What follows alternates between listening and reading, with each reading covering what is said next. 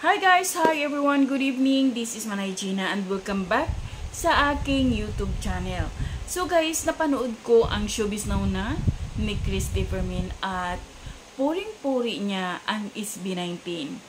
Ang dami niyang magagandang salita na binato sa SB19. Panoorin natin guys.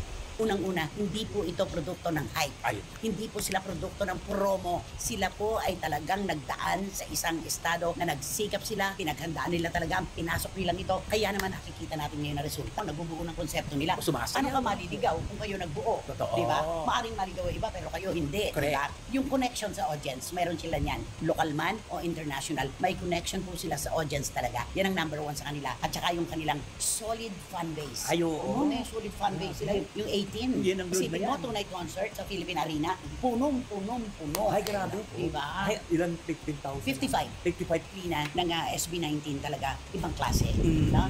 Seryoso sila sa kanilang karera, seryoso sa kanilang musika. Kaya naman nakikita natin. At saka bilib ako di ba katatapos lang ng two-night concert nila? Kahit, di ba pagka gano'n na sing and dance ang grupo, grabe ang pagod niyan.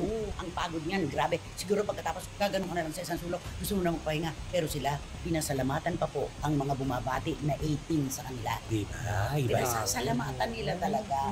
Naman sila talaga. Super bait naman sila. Yung fan base na, nakalaking bagay. Pag wala kang fan base kasi, wala.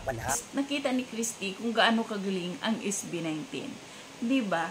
So, yun lang guys. Thank you for watching. Bye! God bless everyone!